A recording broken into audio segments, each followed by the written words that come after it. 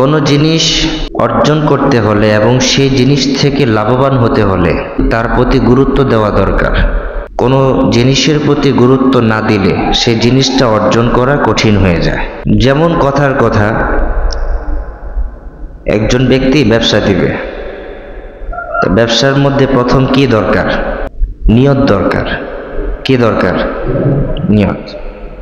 তারপর কি দরকার? মূলধন, সম্পদ। তারপর কি দরকার? একটা জায়গা, কোথায় দিবেন ব্যবসা। তারপর কি দরকার? কি ব্যবসা দিলে ভালো হয়, কোন ব্যবসাটা চলে।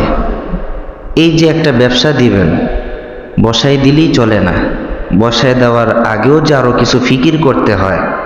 এই যে ব্যবসার প্রতি যে একটা গুরুত্ব থাকার কারণে ব্যবসায় লাভবান হওয়ার পথটা যে সহজ হয়ে যায়, এই পথটা যদি আপনি রমজান মাসের আগে রমজানের বেলায় গুরুত্ব দিতেন, রমজানের রোজা রাখাও আমাদের জন্য সহজ হয়ে যেত।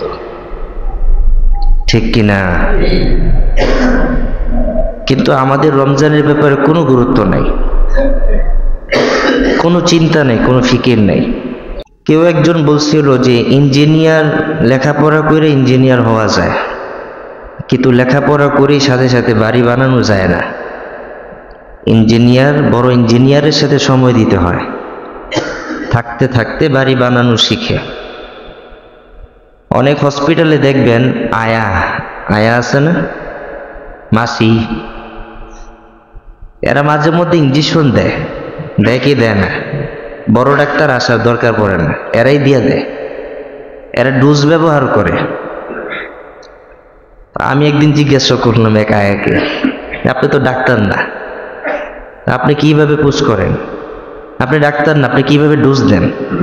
আপনি ডাক্তার না, কিভাবে পরিষ্কার করেন? কিভাবে বুঝেন যে এখন এই ওষুধটা? ডাক্তারদের সাথে চলতে চলতে শিখে ফেলছি, চলতে চলতে শিখে ফেলছি। সামনে রমজানুল মুবারক, 30টা রোজা রাখবেন। আপনি যদি আগ থেকে রোজা না রেখে প্র্যাকটিস না করেন, তো সামনের রোজা তো কঠিন হবে। ঠিক কিনা? আপনি যদি রোজার মাস আসার আগেই রোজা রেখে যদি প্র্যাকটিস না করেন আপনি, তো রোজার মাস তো আপনার জন্য কঠিন হয়ে যাবে। তখন তো আপনার কাছে 14 ঘন্টা মনে হবে 17 ঘন্টা। ঠিক কিনা? এই জন্য আল্লাহ রসুল রজব মাস থেকে রোজা রাখতেন। রোজার সময় যেন কষ্টটা হালকা হয়ে যায়, রোজাটা যেন সহজে তিনি আদায় করতে পারেন, পালন করতে পারেন। এই জন্য রোজার মাসের আগেই তিনি রোজার প্রস্তুতি নিতেন। রোজা রেখে তিনি ট্রাই করতেন যে আমি রোজার মাসে রোজা রাখতে পারবো কিনা। 3 মাস পরে রোজা, সেই রোজার প্রস্তুতি নিচ্ছে 3 মাস আগে। তা আমরাও যদি 3 মাস আগ থেকে রোজার প্রস্তুতি নিতাম, সামনে যে 30টা রোজা আমাদের রাখতে হবে, এ ব্যাপারে আমাদের তেমন কোনো চিন্তার দরকার ছিল না। কিন্তু এখন চিন্তাটা বাড়বে যে কেমনে রোজা রাখি। এখন চিন্তাটা বাড়বে যে আমার ঘরের কাজ তো এখনো বাকি আছে, এখনো তো ব্যবসার মধ্যে ভালোভাবে মনোযোগ দেই নাই। তো এই সময় এসেও যদি আপনি আপনার নিজের কাজে ব্যতিব্যস্ত হয়ে পড়েন, ঘরের কাজে ব্যতিব্যস্ত হয়ে পড়েন, ব্যবসার কাজে ব্যতিব্যস্ত হয়ে পড়েন, তো রমজানের রোজা। এই জন্য আল্লাহ রসুল বলেন, রমজান মাস আসার আগেই তোমরা তোমাদেরকে গুছায় নাও, পরিবারকে গুছায় নাও, ব্যবসা গুছায় নাও, চাকরি গুছায় নাও। এর মানে হচ্ছে